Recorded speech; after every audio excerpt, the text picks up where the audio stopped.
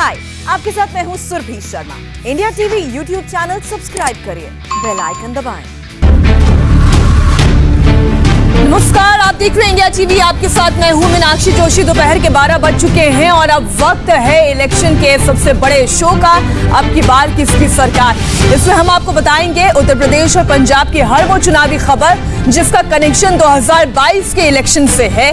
तो बिना देर किए सबसे पहले आज की 3 बड़ी खबरों पर एक नजर डाल लेते हैं। और सबसे पहले आज के इलेक्शन शो की सबसे बड़ी खबर उत्तर प्रदेश से है। जी हां, उत्तर प्रदेश में जहां योगी आदित्यनाथ को ओवैसी का चैलेंज कबूल है।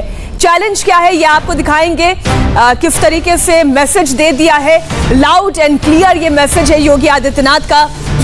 रोक सको तो रोक लो। जी हां, ओवैसी को उन्होंने कह दिया है रोक सको तो रोक लो। पूरी डिटेल खबर आपको दिखाएंगे। और आज की दूसरी बड़ी खबर भी उत्तर प्रदेश से है, जहां पर पंचायत झांकी है 2022 बाकी है। जी हां, 2022 का ट्रेलर तो आपने देख लिया है। बीजेपी की प्रचंड जीत हुई है पंचायत अध्यक्ष के चुनाव में, जहां पर 75 में से 67 सीटों पर परचम लहराया है भारतीय जनता पार्टी ने। इस पर हम आपको डिटेल देंगे और मैसेज क्या जाता है वो भी आपको बताएंगे। और तीसरी बड़ी खबर है कैप्टन अमरिंदर से जुड़ी हुई, बिजली से जुड़ी हुई। जी हां, आज की तीसरी बड़ी खबर पंजाब से, जहां बिजली पर चौतरफा घिरने के बाद कैप्टन अमरिंदर अब काउंटर अटैक कर रहे हैं। और अमरिंदर का क्या ये अटैक है, सिद्धू के लिए क्या नई मुसीबत है या सिद्धू की क्या नई नसीहत है, ये भी आपको बताएंगे। लेकिन सबसे पहले हम बात करते हैं आज की पहली चुनावी खबर की। रोक सको तो रोक लो, जो कह रहे हैं योगी आदित्यनाथ। उत्तर प्रदेश चुनाव में ओवैसी ने चैलेंज दिया तो बीजेपी को भी यह चैलेंज स्वीकार है। जी हां, योगी आदित्यनाथ ने बयान दिया प्रचंड बहुमत के साथ फिर उत्तर प्रदेश में सरकार बनाएंगे। 2022 में बीजेपी को 300 से ज्यादा सीटें दिलाएंगे, ये दावा है योगी आदित्यनाथ का। आपको बताते योगी आदित्यनाथ ने क्या कहा था। पहले ओवैसी ने क्या कहा था। ओवैसी ने कहा था कि 2022 में योगी आदित्यनाथ को मुख्यमंत्री नहीं बनने देंगे, बीजेपी की सरकार नहीं बनने देंगे। ये एक चैलेंज था, लेकिन इस चैलेंज को ना सिर्फ योगी आदित्यनाथ ने एक्सेप्ट किया, उन्होंने कहा रोक सको तो रोक लो। आप सुनिए योगी आदित्यनाथ को। ओवैसी जी देश के बड़े नेता हैं और देश के अंदर प्रचार में जाते हैं, उनका अपना एक जनाधार है। अगर उन्होंने भारतीय जनता पार्टी को चैलेंज किया तो भारतीय जनता पार्टी का कार्यकर्ता उनके चैलेंज को स्वीकार करता है। भारतीय जनता पार्टी की सरकार बनेगी, कोई संदेह नहीं होना चाहिए। इस नए भारत के नए उत्तर प्रदेश के लिए जब उत्तर प्रदेश की जनता जाति, मत, मजहब, क्षेत्र और भाषा से ऊपर उठ करके आगे बढ़ने के लिए तत्पर हो, तो ये सब गठबंधन कुछ नहीं कर सकते। भारतीय जनता पार्टी और सहयोगी दलों के लोग, हमारे सहयोगी दल मिलकर के प्रचंड बहुमत के साथ इस चुनाव में फिर से 2022 में प्रचंड बहुमत के साथ चुनाव जीतेंगे। हमारे राष्ट्रीय नेतृत्व ने 300 प्लस का लक्ष्य हमारे सामने रखा है। 300 से अधिक सीटें भारतीय जनता पार्टी जीत करके आगे बढ़ेगी, इसमें कोई संदेह नहीं होना चाहिए। अब हम आपको ये भी सुनाते हैं कि यूपी चुनाव में एंट्री मारते ही कैसे भाईजान ने मुख्यमंत्री योगी आदित्यनाथ को लेकर एक बड़ा बयान दिया था। इंशाअल्लाह दोबारा योगी को उत्तर प्रदेश का मुख्यमंत्री नहीं बनने देंगे, नहीं बनने देंगे। अगर हमारे हौसले बुलंद रहेंगे, मेहनत करेंगे तो सब कुछ होगा इंशाअल्लाह ताला। मगर हमारी कोशिश यही है कि दोबारा उत्तर प्रदेश में बीजेपी की सरकार ना बने। अब आपको बताते हैं असदुद्दीन ओवैसी किस दम पर योगी आदित्यनाथ को रोकने का दावा कर रहे हैं। मिशन उत्तर प्रदेश के लिए योगी आदित्यनाथ का प्लान क्या है उसे आप समझिए। असदुद्दीन ओवैसी की पार्टी AIMIM ये ऐलान कर चुकी है कि वो यूपी में 100 विधानसभा सीटों पर चुनाव लड़ेगी। हालांकि दम ओवैसी सिर्फ अपने दम पर ही नहीं भर रहे हैं, बल्कि भागीदारी संकल्प मोर्चा से उनका ये गठबंधन ये बताता है कि उनकी ताकत और अभी उत्तर प्रदेश में उनकी पार्टी की वो हैसियत नहीं है कि वो अकेले दम पर चुनाव लड़ सके। ये बात तो एकदम क्लियर है कि ओवैसी का टारगेट उत्तर प्रदेश का मुस्लिम वोटर है और उसी को टारगेट करते हुए उन्होंने ये बयान दिया है। ओवैसी ने जिस मुस्लिम वोट बैंक की बात की है, उत्तर प्रदेश में जिस वोट बैंक को उन्होंने टारगेट किया है, यूपी में उनकी संख्या 19% है। जी हां, 19% है। हम आपके सामने ये पूरी डिटेल रख रहे हैं। अब आप ये समझिए, उत्तर प्रदेश में मुस्लिम जो खासतौर पर पश्चिमी उत्तर प्रदेश से आते हैं, वहां पर उनकी संख्या 30% है। अब इसमें कौन कौन से इलाके आते हैं? इसमें आता है मेरठ, इसमें आता है मुजफ्फरनगर, कैराना, सहारनपुर, और इसके अलावा अगर हम बात करें बिजनौर की, जहां पर मुस्लिम आबादी सबसे ज्यादा है और पश्चिमी उत्तर प्रदेश उनके टारगेट पर है। तो जब सीटों का बंटवारा भी होगा तो उस वक्त भी जिन 100 सीटों की वो बात कर रहे हैं, उनकी कोशिश ये रहेगी इस 30% सीटों पर, जहां पर मुस्लिम आबादी ज्यादा है, इन सीटों पर वो अपने उम्मीदवारों को खड़ा करें। अब वो इलाके आपको बताते हैं जहां पर मिशन 2022 के लिए असदुद्दीन ओवैसी की नजर है। उत्तर प्रदेश के वो जिले जहां मुस्लिम आबादी सबसे ज्यादा है, इसमें है मुरादाबाद, जहां पर 51% वोटर हैं, रामपुर 50% वोटर हैं। अब रामपुर को आप ये समझिए, रामपुर कौन सा इलाका हुआ? रामपुर वो इलाका हुआ जहां पर समाजवादी पार्टी का भी दम है। अब अगर समाजवादी पार्टी के मुस्लिम वोट कट जाते हैं AIMIM की वजह से, तो फिर फायदा कहां पर होगा? ये एक लंबा समीकरण है। इसके अलावा सहारनपुर, बिजनौर की बात की जाए, जहां पर 42% मुस्लिम आबादी है, शामली में भी 42% है, मुजफ्फरनगर जहां पर 41% आबादी मुसलमानों की है, अमरोहा, बलरामपुर और मेरठ जहां पर 34% आबादी मुसलमानों की है। अब मेरठ की अगर हम बात करें, देखिए अभी पंचायत अध्यक्ष के पद का चुनाव हुआ, यहां पर भी बीजेपी ने बाजी मार ली है। अब आप समझिए कि है घटनाएं छोटी छोटी, लेकिन ये छोटी छोटी घटनाएं ही बढ़कर एक बड़ा रूप लेती हैं और नए रणनीति और नए समीकरणों को साधने में कामयाब साबित होती हैं। दरअसल ओवैसी का मनोबल हाई क्यों है और वो ये क्यों कहते हैं कि वो बीजेपी की सरकार नहीं बनने देंगे? इसके पीछे वजह है बिहार। बिहार में ओवैसी ने बहुत राजनीतिक सूझबूझ से RLSP के प्रमुख उपेंद्र कुशवाहा के साथ मिलकर एक नया गठबंधन बनाया, डेमोक्रेटिक सेक्युलर फ्रंट, और 5 सीटें जीतने में वो कामयाब भी हुए। पश्चिम बंगाल में हालांकि उनका फॉर्मूला हिट नहीं हो पाया, पश्चिम बंगाल में पीरजादा से उनका गठबंधन टूटा और उसका नतीजा भी सामने आया। AIMIM यहां पर कोई कमाल नहीं दिखा पाई और ममता बनर्जी की सरकार बनी, ये भी हमने देखा। अब उत्तर प्रदेश में राजभर से उन्होंने गठबंधन कर लिया है। वो तो एक राजभर का आपने बयान भी सुना होगा कि अगर असदुद्दीन ओवैसी मतदाता बन जाते हैं उत्तर प्रदेश के, तो पहले साल में मुख्यमंत्री असदुद्दीन ओवैसी भी बन सकते हैं। अब ये बात देखिए, है ये सिर्फ एक बयान भर, लेकिन नजर कहां पर है? मुस्लिम वोट बैंक पर है। तो अब ये एक नया समीकरण यहां बनाया गया है उत्तर प्रदेश में, जहां पर राजभर से उन्होंने गठबंधन किया है। और अब इलेक्शन शो की आज की दूसरी बड़ी खबर उत्तर प्रदेश से ही है, जहां 2022 का ट्रेलर दिखा है। पंचायत चुनाव में बीजेपी की प्रचंड जीत हुई है। ये एक ऐसी झांकी है जिसके बारे में खुद बीजेपी के कार्यकर्ता कह रहे हैं कि 2022 की पिक्चर तो अभी बाकी है जनाब। अब जिला पंचायत की जीत को लेकर मुख्यमंत्री योगी आदित्यनाथ ने बड़ा बयान दिया है। इंडिया टीवी से एक्सक्लूसिव बातचीत में योगी आदित्यनाथ ने यह साफ साफ कहा कि बीजेपी विधानसभा चुनाव में झंडे गाड़ेगी, इसमें कोई संदेह नहीं। योगी आदित्यनाथ ने कहा कि जनता विपक्ष का सब कुछ जान चुकी है, इसलिए किसी भी बहकावे में वो नहीं आएगी। आप सुनिए योगी आदित्यनाथ ने इंडिया टीवी के चुनाव मंच पर क्या कहा। केंद्र सरकार के मार्गदर्शन में, आदरणीय प्रधानमंत्री जी के मार्गदर्शन में ये सभी सरकारें पूरी ईमानदारी के साथ शासन की योजनाओं को अंतिम पायदान पर बैठे हुए व्यक्ति तक पहुंचाने के लिए कार्य कर रही हैं। उत्तर प्रदेश में त्रिस्तरीय पंचायत चुनाव में जिला पंचायत अध्यक्षों के चुनाव परिणाम ने इस बात को फिर से साबित किया है और मुझे लगता है कि कोई संदेह नहीं होना चाहिए कि आने वाले समय में जो भी अन्य चुनाव होंगे उसके परिणाम भी इसी प्रकार से आएंगे।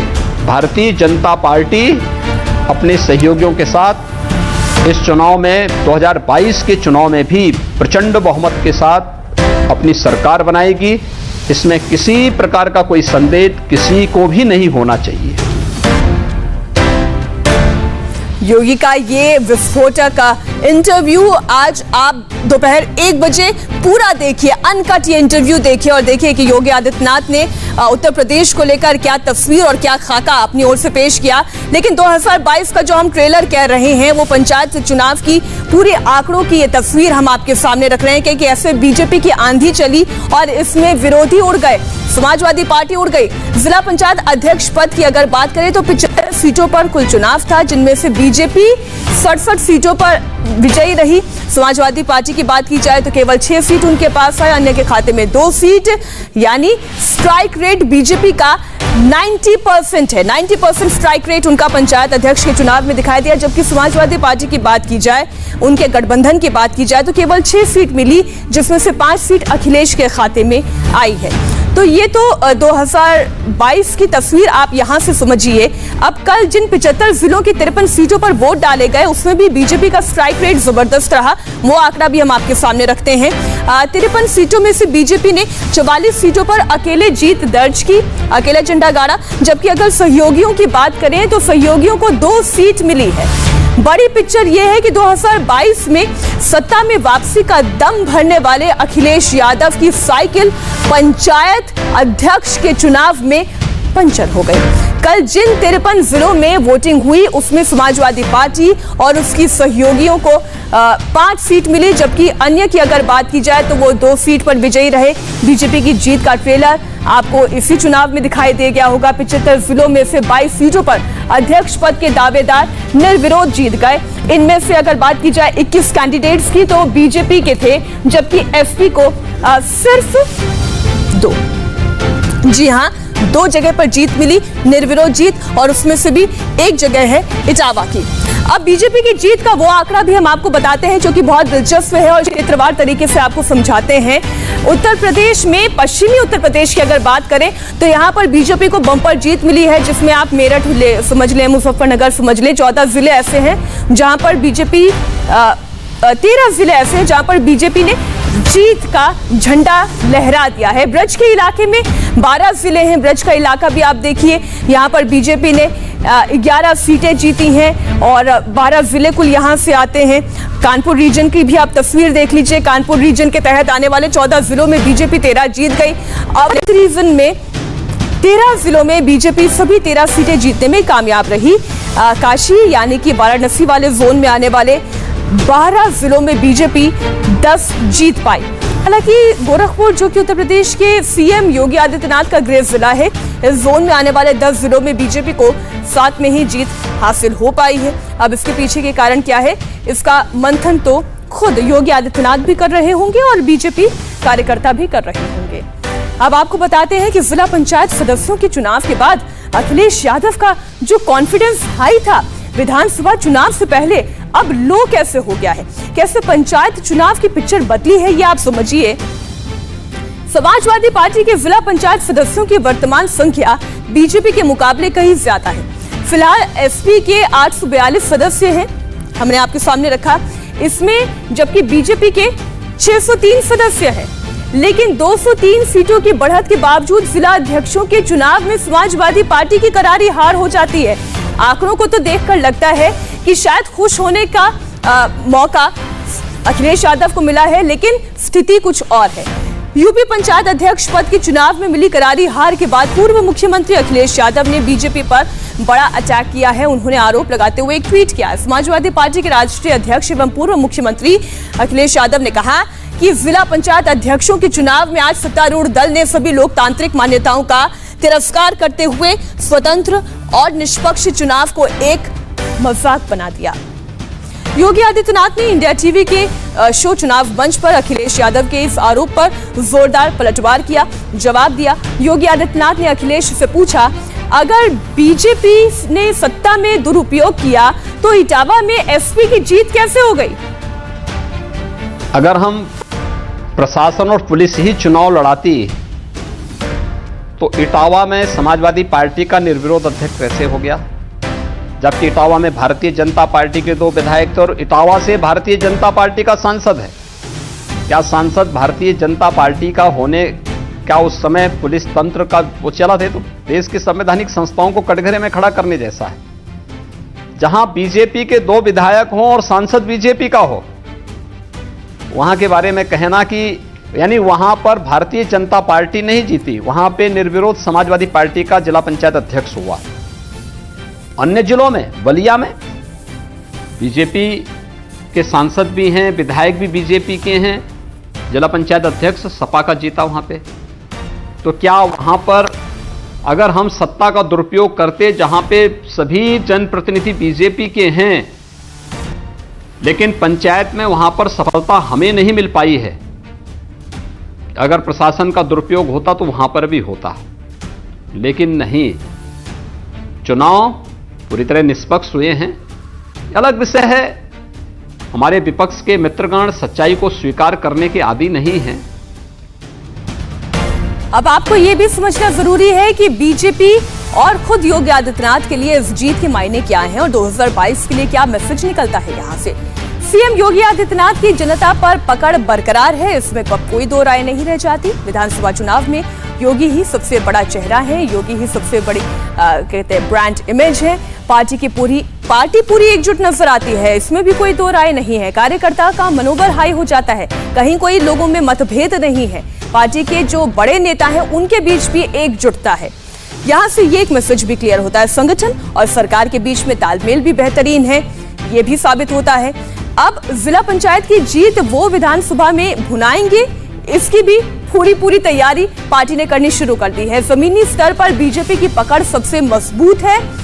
जिला पंचायत की बात अगर करें और इसके अलावा अगर विधानसभा चुनाव के लिए वर्कर्स के मनोबल की बात करें, उनके हौसलों की बात करें, तो यहां से वो और ज्यादा मजबूत होते हैं।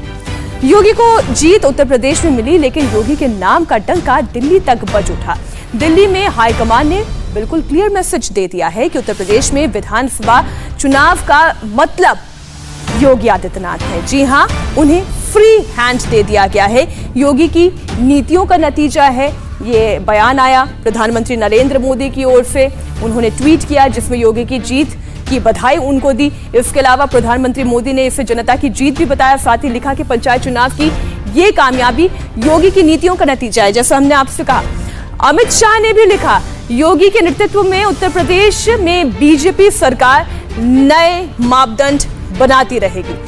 बीजेपी अध्यक्ष जेपी नड्डा की बात करें तो उन्होंने विकास सुशासन जैसे मुद्दों को उठाया। उन्होंने कहा, विकास सुशासन के एजेंडे के साथ जनता है और जनता के साथ की वजह से भारतीय जनता पार्टी की जीत हुई है। इसी खबर के साथ फिलहाल हमें रुकना होगा एक छोटे से ब्रेक के लिए, और ब्रेक के बाद हम बात करेंगे अगले चुनावी राज्य पंजाब की, जहां पर बिजली संकट पर घिरे कैप्टन को सिद्धू ने क्या नसीहत दी। एक छोटे से ब्रेक के बाद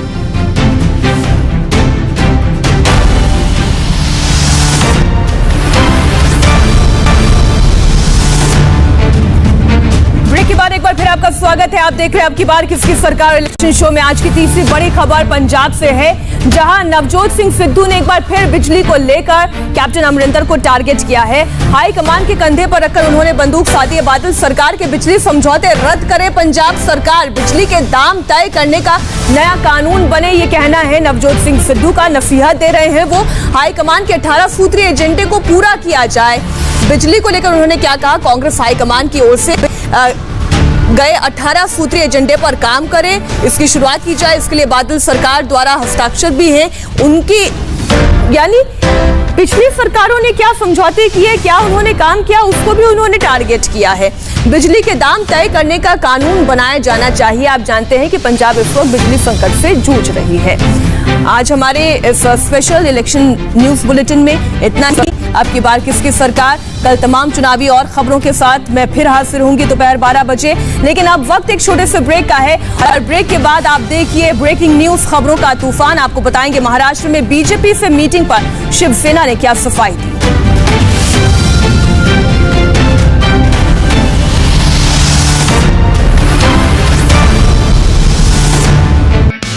हाय, आई एम सुरभि शर्मा। खबरों से अपडेट रहने के लिए India TV YouTube channel subscribe करिए, साथ में बेल आइकन जरूर दबाएं।